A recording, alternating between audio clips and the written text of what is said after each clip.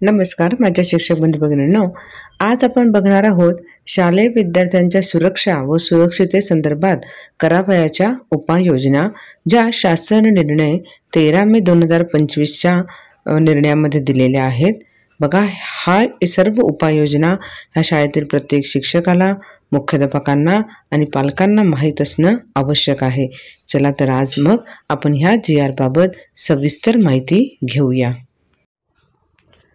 13 मेचा जो हा GR आहे, राज्यातील सर्व माध्यमाच्या आणि व्यवस्थापनाच्या शाळांमधील विद्यार्थ्यांच्या सुरक्षा व सुरक्षिततेच्या अनुषंगाने करावयाच्या उपाययोजनांसंदर्भात सर्वसमावेशक काही सूचना दिलेल्या आहेत. हा GR प्रत्येक शाळेतील मुख्याध्यापक शिक्षकांनी ह्या GRचं सविस्तर वाचन करणं किंवा शाळेमध्ये पालक सभांमध्ये आणि शाळेतल्या प्रत्येक शिक्षकांबरोबर हे वाचन करून घेणं अत्यंत आवश्यक आहे.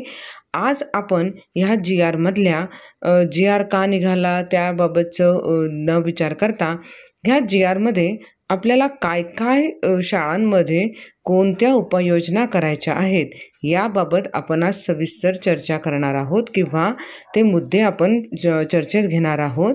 नक्की आपला हा शासन निर्णय जो आहे तो काय आहे याबद्दल आपण बघूया की शालेय विद्यार्थ्यांच्या सुरक्षेसंदर्भात निर्गमित करण्यात आलेले संदर्भ क्रमांक 1 ते 6 येथे शासन निर्णय परिपत्रके अधिक्रमित करण्यात येत आहेत.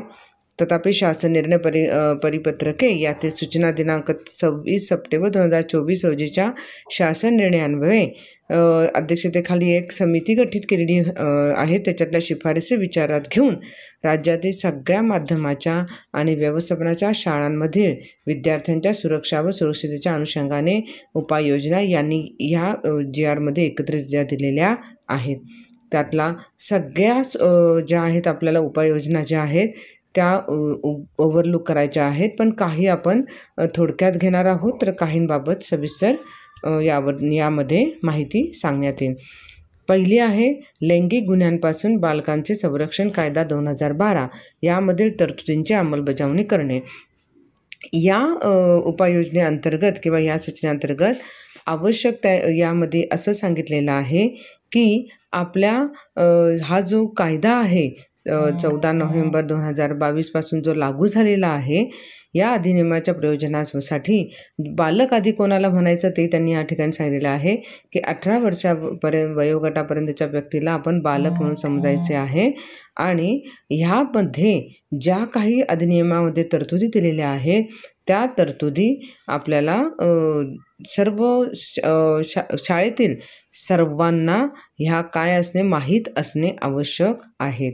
ठीक आहे. त्यानुसार प्रत्येक शाळेमध्ये आपल्याला ह्या तरतुदी काय आहेत या कायद्याअंतर्गत ह्या आपल्या सगळ्या शिक्षकांना, शाळेतल्या मुख्याध्यापकांना माहीत असणे आवश्यक आहे. दुसरा आहे अतिशय महत्त्वाचा, शाळेतील विद्यार्थ्यांवरील होणाऱ्या अत्याचाराची तक्रार पोक्सो ई-बॉक्स किंवा चिराग या ॲपवर करणे. याबाबत यामध्ये उपाययोजना दिलेली आहे. चिराग ॲपबाबत काय, चिराग ॲप कसं काम करतो, काय आहे त्या चिराग ॲपमध्ये, याबाबत आपण लगेचच एक व्हिडिओ तयार करून टाकणार आहोत की चिराग ॲपसुद्धा विद्यार्थ्यांना किती महत्त्वाचं आहे. यामध्ये त्यांनी दिलेलं आहे की ह्या 2 ॲपचा वापर करून काय करायचं, विद्यार्थ्यांना हे ॲप निदर्शनास आणायचे आहेत. ह्या ॲपबाबतची माहिती शाळेमध्ये सूचना फलकामध्ये लावायची आहे आणि ह्या ॲपवर तक्रारी कशा नोंदवायच्या यासाठी विद्यार्थ्यांना योग्य मार्गदर्शनसुद्धा करायचं आहे.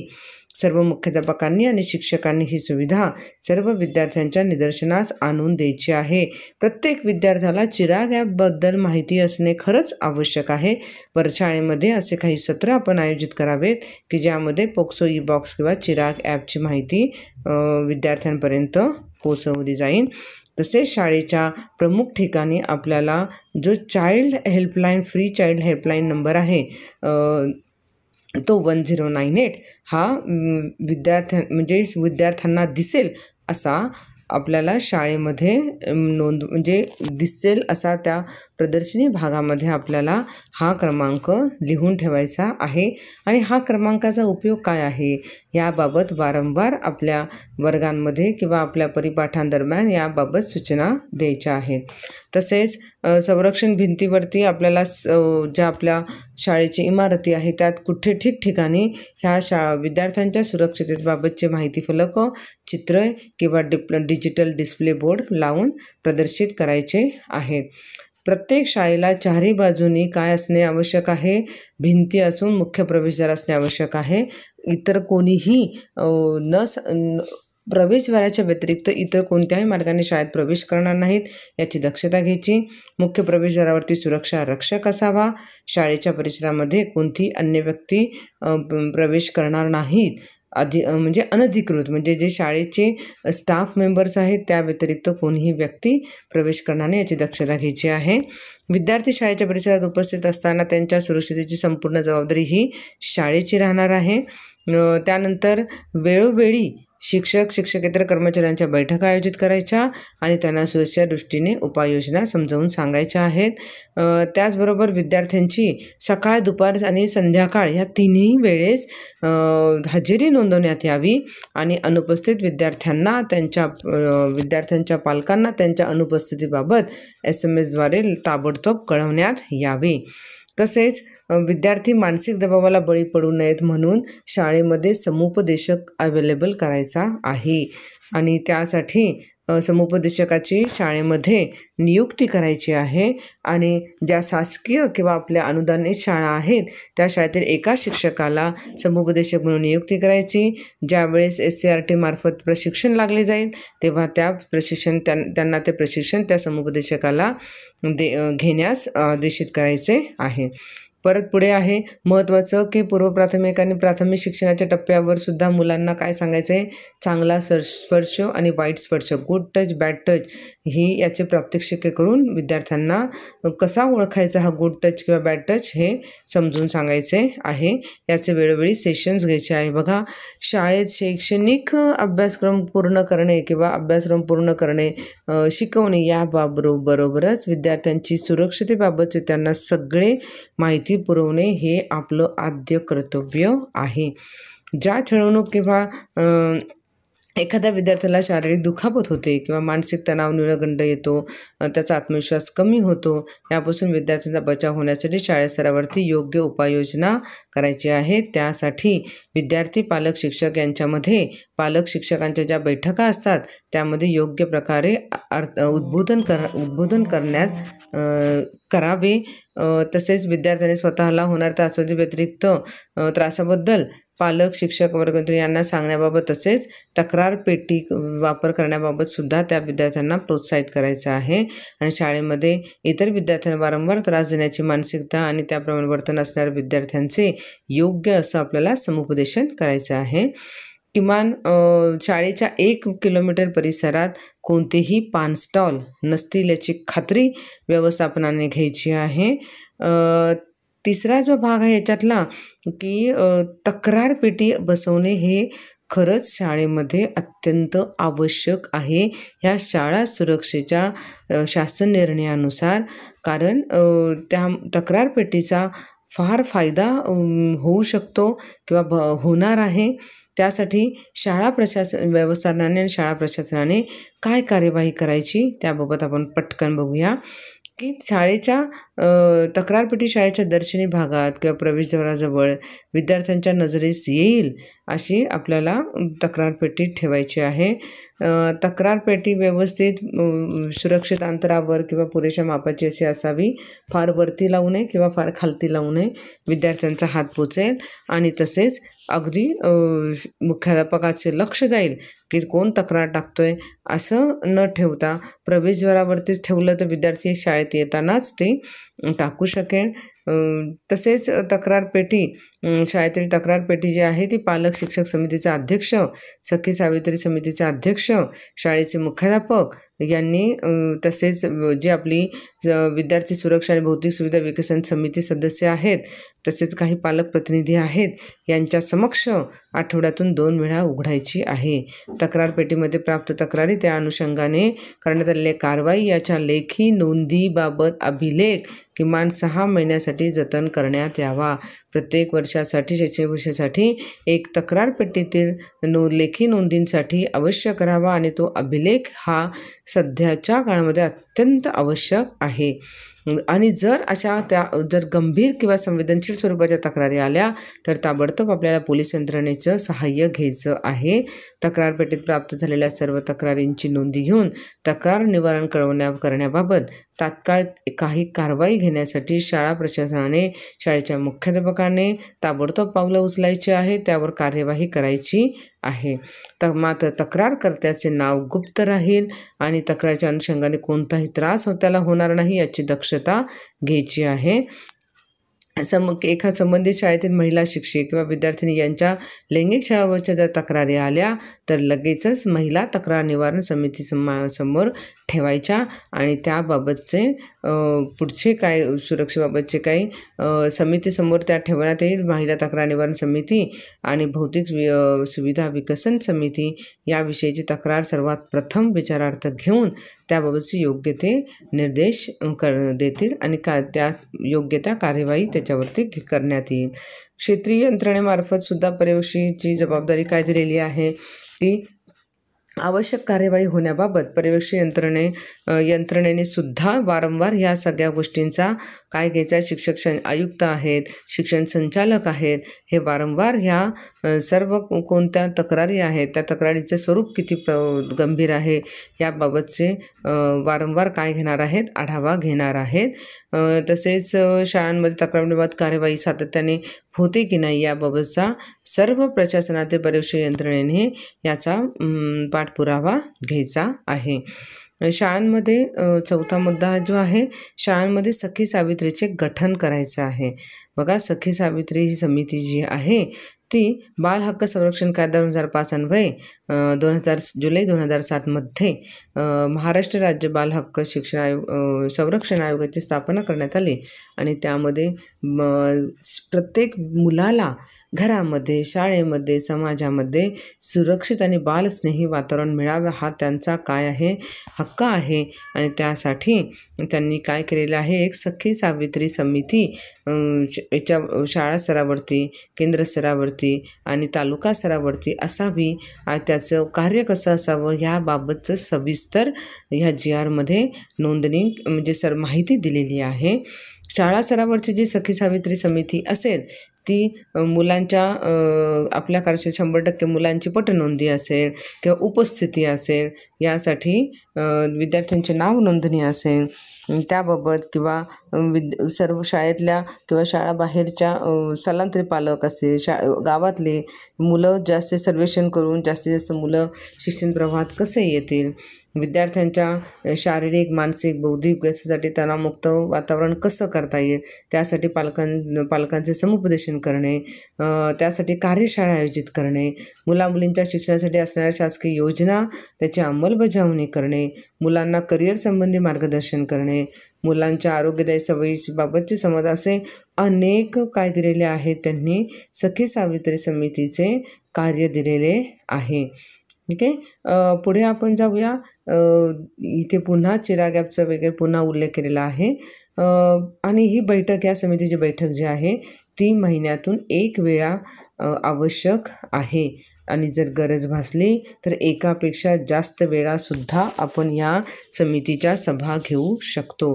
बैठका ह्या शाळेतच घेण्यात आल्या पाहिजेत जेणेकरून मुलामुलींचे प्रतिनिधीसुद्धा त्या बैठकीत उपस्थित राहतील आणि शाळा समितीच्या बैठकीचा अहवाल प्रत्येक महिन्याच्या 10 तारखेपर्यंत केंद्र समितीकडे सादर करावा. केंद्र समितीने सुद्धा तशाच पद्धतीने काम करायचं आहे. हा सगळं आणि सदर समित्यांचे फलक शाळेच्या कार्यालयाच्या दर्शनी भागावर लावायचे. जे कोणी सदस्य असतील त्यांची नावे शाळेच्या प्रदर्शनी भागावरती असतील. आता केंद्र स्तरावरची सखी सावित्री कमिटी असेल तिचं काय असेल काम की दर 2 महिन्यातून एकदा बैठक आवश्यक आहे. त्यामध्ये सुद्धा जे शाळा स्तरावरच्या समितीने जे काही सूचना दिलेल्या आहेत किंवा त्यांचा अहवाल जो आलेला आहे त्यानुसार त्याचा पाठपुरावा करणे, तसेच मुलामुलींसाठी करिअर मार्गदर्शन आहे, संरक्षण प्रशिक्षण आहेत, असे त्यानंतर ह्या पोक्सो अंतर्गत जे काही कायद्याअंतर्गत जे ई-बॉक्स आणि चिराग आहे ॲपची जनजागृती करायची आहे. शाळा स्तरावर राबवणाऱ्या सर्व उपाययोजनांची अंमलबजावणी प्रभावीपणे होण्यासाठी शाळा स्तर समितीवरती नियंत्रण ठेवायचं आहे. हे सगळं केंद्र स्तरावर आहे, केंद्र स्तर समितीचं आहे. केंद्र स्तराच्या समितीने दर महिन्याचा जो जे काही समितीचा आहे 3 महिन्याच्या बैठकीत सादर करायचा आहे. दर 2 महिन्यांनी केंद्र स्तरावरची बैठक होईल आणि पुढची जी आहे ती आपली तालुका स्तराची समिती, त्या समितीला दर 3 महिन्यातून एकदा बैठक होणार आहे. शाळेचे काही समस्या केंद्रावर येतील, केंद्राच्या पुढे तालुका स्तरावरती जातील, त्याचंही साधारण काम तेच आहे. आणि त्यानंतर तालुका समितीचा अहवाल हा कुठे जाईल, डाएटकडे जाणार आहे आणि डाएटच्या गुणवत्ता कक्षाच्या बैठकीमध्ये तो अहवाल सादर केला जाईल आणि त्यावर तातडीने निर्णय घेणे, ज्या काही समस्या गंभीर असतील त्यावरती. पुढे जाऊया आपण. 5वा पॉईंट आहे शाळा आणि परिसरात CCTV कॅमेरे बसवणे. बघा, सर्व व्यवस्थापनाच्या खाजगी व्यवस्थापनाच्या सर्व शाळांकरता शाळा आणि परिसरात मोक्याच्या ठिकाणी पर्याप्त संख्येने CCTV कॅमेरे बसवणे बंधनकारक आहे.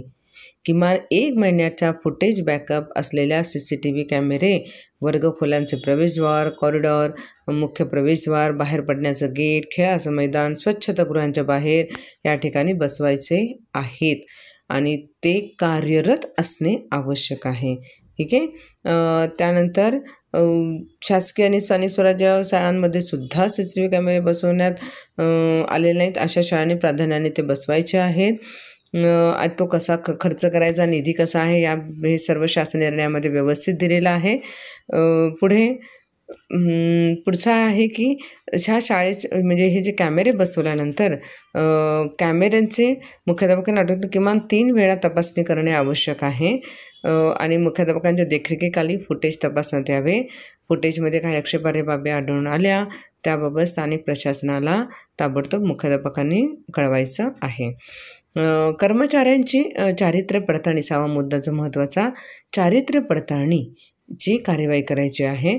प्रत्येक शिक्षक आणि शिक्षकेतर कर्मचाऱ्यांची जे बाह्य स्रोताद्वारे नियमित असो किंवा बाह्य स्रोताद्वारे किंवा कंत्राटी पद्धतीने नियुक्ती करण्यात आलेल्या सर्वांची पार्श्वभूमी, पूर्वीची सेवा, त्यांची कौटुंबिक पार्श्वभूमी काय याची पडताळणी करून एक चारित्र्य पडताळणीचा अहवाल पोलीस स्टेशनवरून प्राप्त करून घ्यायचा आहे आणि त्या व्यक्तीच्या छायाचित्रासह सर्व तपशीलवार माहिती स्थानिक पोलीस यंत्रणेकडून आपल्याला मिळणार आहे आणि त्यानंतर त्या ठिकाणी पोलीस स्टेशनवरती काही तंत्रज्ञानाआधारे ते तपासले जातं आणि त्या कर्मचाऱ्याला काय दिले जातं, चारित्र्य पडताळणीचा अहवाल दिला जातो. त्यात जर काही आढळून आलं तर तात्काळ त्या व्यक्तीला किंवा त्या महिलेला किंवा पुरुष कर्मचाऱ्याला आपण सेवेतून कमी करायचे आहे. आता हे नक्की कोणाकोणाचे करायचे आहेत तर शाळेतील वाहतूक सुरक्षा, गृहव्यवस्थापन, हे म्हणजे जे कोणी कर्मचारी आपल्या शाळेत काम करत आहे प्रत्येकाचं आपल्याला चारित्र्य पडताळणी करून घ्यायची आहे. जर एखाद्या कर्मचाऱ्याच्या वागणुकीत काहीही संशयास्पद आढळलं तर त्याबाबत ताबडतोब काय करायचं आहे, स्थानिक पोलीस स्टेशनवरती त्याचे माहिती कळवायची आहे. तसंच वेळेवरती जर शिक्षकां किंवा मुलांवरती हिंसाचार, गैरवर्तनाचा समावेश असलेल्या कोणत्याही घटनेबाबत वेळेवर दखल घेण्यासाठी मुलांशी संबंधित शासकीय आणि बिगर शासकीय संस्थांच्या प्रमुखांनी पर्यवेक्षक म्हणून काम करायचं आहे. त्यानंतर शक्यतो पूर्व प्राथमिक तसेच 1ली ते 6वीच्या वर्गासाठी महिला कर्मचाऱ्यांचीच नियुक्ती करण्यात यावी आणि जे शाळांमध्ये बाह्य स्रोताद्वारे जे आपण किंवा कंत्राटीद्वारा जे कोणी शिक्षकेतर कर्मचारी नियुक्त करणार आहोत ते महिला असाव्यात. शाळेमध्ये बाह्य स्रोताद्वारे अथवा कंत्राटी पद्धतीने कार्यरत कर्मचाऱ्यांची करून घेतलेली नसल्यास त्यांचीसुद्धा पडताळणी तात्काळ करून घ्यायची आहे. वाहतुकीसंदर्भात सुरक्षेच्या काही कार्यवाही दिलेल्या आहेत. ज्या शाळांमध्ये वाहतुकीसाठी बस वापरल्या जातात किंवा रिक्षा वापरल्या जातात, त्या ठिकाणी त्या बसमध्ये विद्यार्थ्यांची कशी सुरक्षा आहे त्याचाही नीट पडताळणी म्हणजे त्याचेही काही नियम दिलेले आहेत. वाहन चालकांची सुद्धा पडताळणी करायची आहे. बसमध्ये GPS प्रणाली कार्यरत असली पाहिजे. तसेच बसमध्ये वाहतूक कर्मचाऱ्यांसाठी सुरक्षेसंदर्भाच्या प्रशिक्षणकरिता शासनाने आवश्यक ते कार्यवाही केली पाहिजे. प्रत्येक बसमध्ये एक महिला सेवक असणे आवश्यक आहे आणि त्याच्या चालकाकडे वाहन चालकाकडे त्याचा लायसन्स असणे आवश्यक आहे. त्याचं कोणतंही त्याच्यावर गुन्हा दाखल झालेला नाही याची तपासणी करून घ्यायची आहे. कोणतंही वाहन चालक कोणतेही अंमली पदार्थांचे सेवन करत नाही याची पडताळणी करून घ्यायची आहे. तसेच विद्यार्थ्यांना जे काही म्हणजे शाळेमध्ये बस चालक, किन्नर आणि मुलांसोबत असलेल्या महिला सेवकांची बसमध्ये चढण्यापूर्वी विद्यार्थ्यांच्या आणि परतीच्या प्रवासाच्या प्रारंभी आठवड्यातून एकदा त्यांनी मादक पदार्थ किंवा याची घेतलीत की नाही याची चाचणी करून घ्यायची आहे. स्कूल बसमध्ये काय असावे, CCTV कॅमेरे हे असणे आवश्यक आहे. तसेच वाहतुकीसाठी जे काही नियम असतील त्या वाहनांच्या तांत्रिक योग्यतेची पडताळणी करून घ्यायची आहे. दर 6 महिन्यानंतर परिवहन किंवा शाळा व्यवस्थापनाने प्रादेशिक परिवहन अधिकारी यांचे प्रमाणपत्र जतन करायचे आहेत. स्कूल बसमध्ये आसन क्षमतेपेक्षा जास्त विद्यार्थ्यांचे प्रवेश घ्यायचे नाही. कुठेही अनियोजित ठिकाणी वाहन थांबवायचं नाही.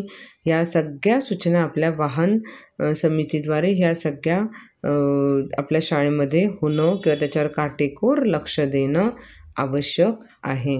शाळेच्या बसमध्ये कोणताही अनधिकृत व्यक्तीस बसण्याची अनुमती द्यायची नाही.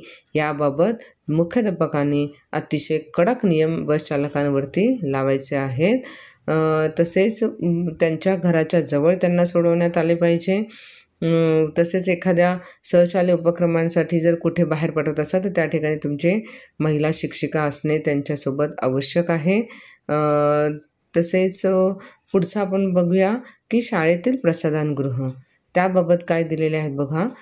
प्रत्येक शाळेत मुलींसाठी स्वतंत्र स्वच्छतागृहे असावीत.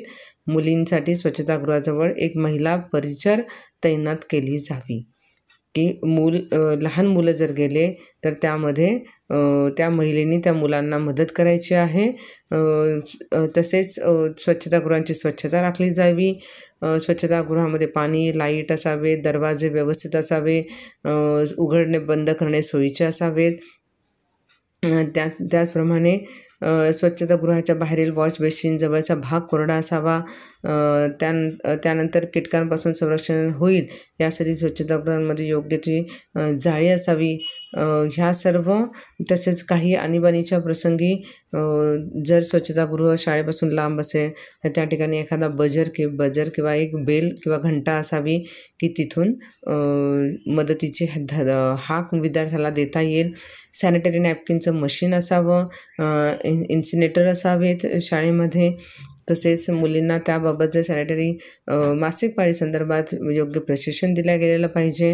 मुलींचे स्वतंत्र प्रसाधनगृह स्वतंत्र आणि पुरेशा अंतरावर असावेत. आणि यांच्या शिक्षक शाळेतील ज्या महिला शिक्षिका आहेत त्यांच्यासाठी सुद्धा स्वतंत्र प्रसाधनगृह असावे. 9वा जो आहे शाळेत येणाऱ्या अभ्यागतांसाठी आचारसंहिता लागू. म्हणजे बघा, शाळेत जो कोणी बाहेरील व्यक्ती येत असेल तर शाळेत मुलांच्या संपर्कात येणाऱ्या प्रत्येक प्रौढ व्यक्तीसाठी आचारसंहिता अनिवार्य केली जावी. म्हणजे त्या येताना आणि जाताना त्याची नोंद केलेली असावी.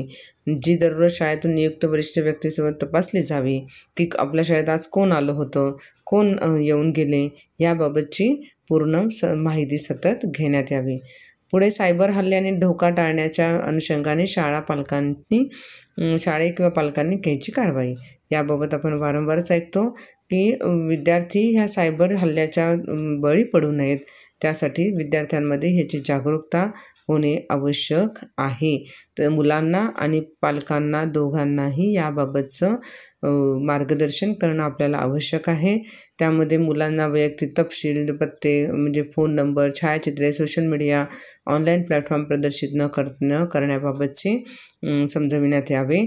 तसेच मुलांद्वारे वापरण्यात येणारी उपकरणे अँटीव्हायरस प्रोग्राम सुरक्षा सॉफ्टवेअरने अपडेट केलेले आहेत का, त्यानंतर कोणते ऑनलाईन संदेश आहेत फिशिंग सारखे किंवा अयोग्य ऑनलाईन वापराच्या जोखमीबाबत विद्यार्थ्यांना वयोमानानुसार जागरूकता आपल्याला करून द्यायची आहे. यामध्ये विद्यार्थी आणि पालक या दोघांनाही आपल्याला त्याची जाणीव-जागृती करून द्यायची आहे. तसेच सायबर सुरक्षेच्या बाबतचा अध्ययनासाठी विद्यार्थ्यांना सक्रिय सहभाग नोंदवण्यासाठी काही गट चर्चा किंवा नाटिका वगैरे अवश्य सादर कराव्यात. पुढे क्षमता निर्माण आणि प्रशिक्षण संदर्भात करायची कार्यवाही.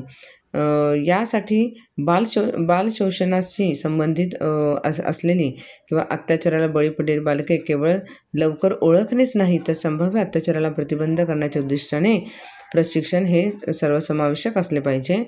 शाळेत पालक, शिक्षक, संघटना त्यांच्या नियमित बैठका घेतल्या गेल्या पाहिजेत. शाळेत विशेष शारीरिक सुरक्षा सावधगिरीने प्रशिक्षण दिले जावे.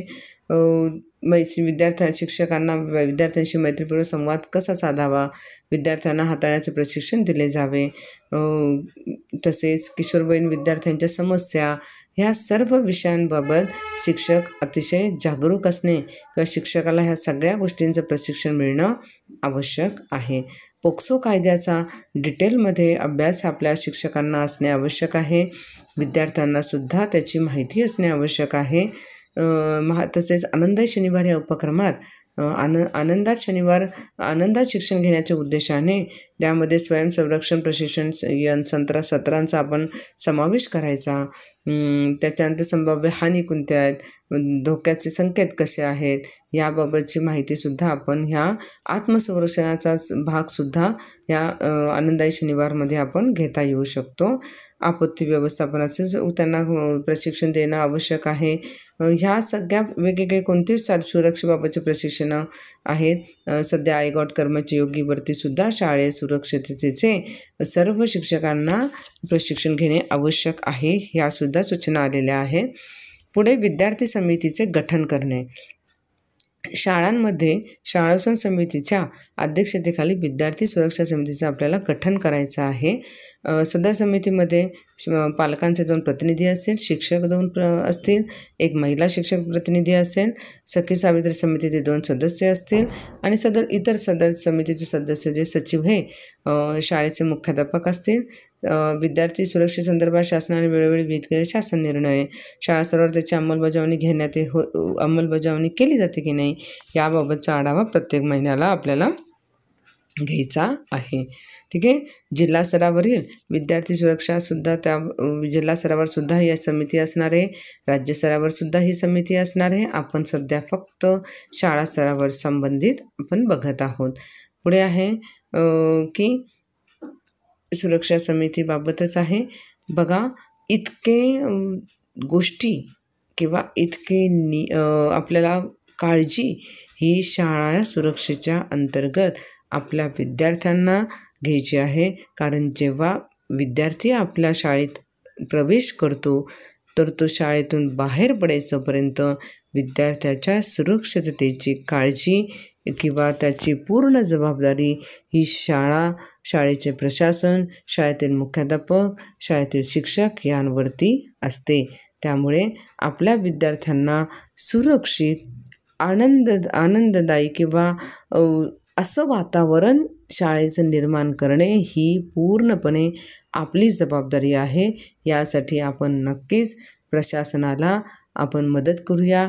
विद्यार्थी आणि पालकांमध्ये शाळेबाबत जी काही गैरसमज असतील ते आपण काय करूया, दूर करूया आणि माझी शाळा सुरक्षित आहे याचे एक प्रमाणपत्र आपल्या शाळेच्या प्रदर्शनी भागामध्ये लावायचं विसरायचं नाही. त्याचे एक PDF फॉर्मसुद्धा मी आपल्या डिस्क्रिप्शन बॉक्समध्ये देत आहे की कोणता फॉर्म आहे की ज्या ठिकाणी प्रमाणित केलं जातं की माझी शाळा ही विद्यार्थ्यांसाठी सुरक्षित आहे. शेवटपर्यंत बघितल्याबद्दल सर्वांचे खूप खूप धन्यवाद. चॅनलला सबस्क्राईब करायला आणि व्हिडिओला लाईक करायला विसरू नका. थँक्यू.